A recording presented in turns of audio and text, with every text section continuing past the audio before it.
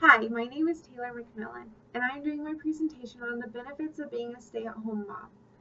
Before I start, I want to explain that I am not out to offend anyone that has to work or even has chosen to work, whether it's part-time or full-time. I just want to explain the benefits of it. I didn't realize how controversial this topic was until after I chose it. I understood that people chose both sides and that was totally their choice. However, when I was at my grandfather's house the other day, he made it very clear that this was a very controversial topic. I know that I was raised where women never worked, like they were mothers, and which is a very hard job. They were mothers, and no one, and all my aunts and uncles on both sides, no women ever worked. They were the mothers. And when I got married, I realized that it was not that way in my husband's family. The women worked and you worked full time and you were there to help provide for the family, not necessarily stay home with your children. And so that is my statement. I want to everyone to know that this is a controversial topic. I understand that, so I'm not to offend anyone. So to start off, I want to talk about the benefits of being a mother and being a stay-at-home mother.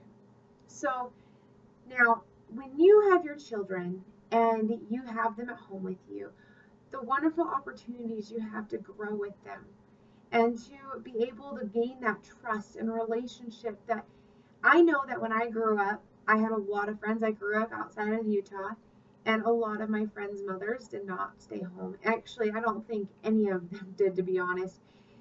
But that wasn't part of the culture. And so all of my friends actually didn't gain a relationship with their mother. And even now that they're in college, I have realized that they still don't have that relationship because they just didn't have the opportunity to grow. And even if you are a working mom, I know that those opportunities are there. So I'm not saying that you're neglecting your children, but I think that that is a very wonderful opportunity to have with your children if you do get to stay home. The next thing is to teach your children one on one. You are the first source, and that is always wonderful. If you want it to be, you can always be the first one to tell your children about your life and their life and what's going to happen and educate them and help them through school. When they come home from school, you can help them with homework. I actually thought the best thing to probably do is talk to working moms and stay-at-home moms in order to get a positive outlook on this. So first I talked to my own mother and I said, "Why did you choose to be a stay-at-home mom?" And she said, "Well, one, I was raised that way. I was raised that the women stayed home and the husband provided for the family." And granted, in this society, that is a very difficult thing to do. However, she did say that the most important thing for her was the fact that if her children were sick, she didn't have to worry about calling in sick to work. She didn't have to worry about it affecting someone else. She could go pick up her child from school and take them home and take care of them. And I thought that was actually very interesting that that was her number one priority. It wasn't necessarily making sure the housework was done or making sure the cooking was done. It was the fact that she could be there for her family at all times. And I said, "Well, did you ever get downplayed as a stay-at-home mom?" And she said, "Of course I did. Of course I had that awful feeling in myself sometimes that I wasn't doing anything. But in reality, I cooked, I cleaned, I drove to every soccer practice, softball practice, piano lesson, and I supported my children in every single thing they did." So now to the working mother side.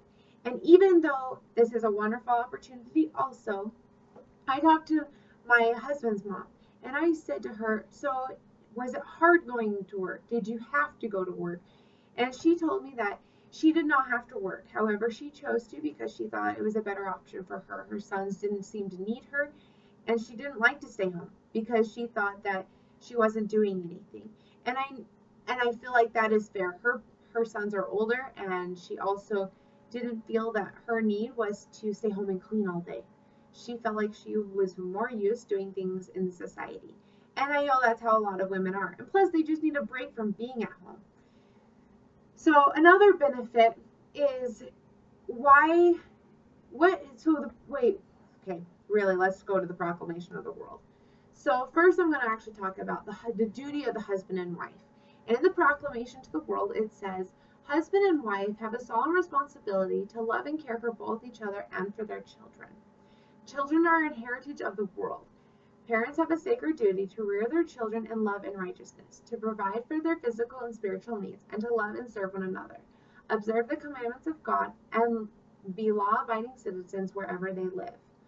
Husbands and wives, mothers and fathers will be held accountable before God for their discharge of these obligations.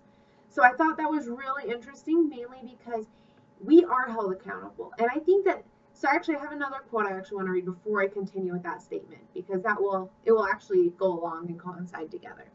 So this next one is from Neil Anderson in a general conference talk, and I believe it was in 2008.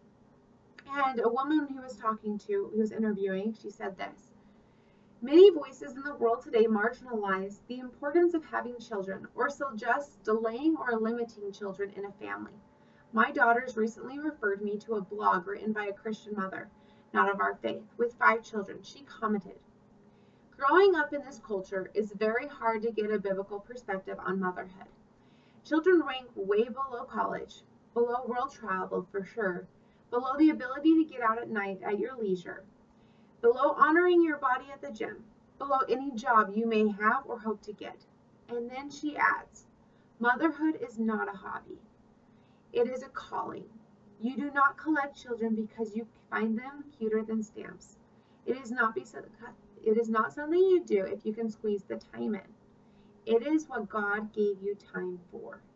And I think that is my main point, is that this is the calling that Heavenly Father wants from us, is to be there for our children. And I think that's the main benefit, is that we have the opportunity to. And granted, I know not everyone does. And so, like I said before, this is not to hound on working moms. This is not to hound on moms that have chosen to stay at home. This is just to look at the benefits and why we are stay-at-home moms. And so that is what I want you to think about today, is just to think, is this what you're really supposed to be doing, whether it's being a stay-at-home mom or not? And to really look at your own self and what you are here on this earth for. And I really appreciate the time, and thank you so much. I hope you guys have a wonderful day.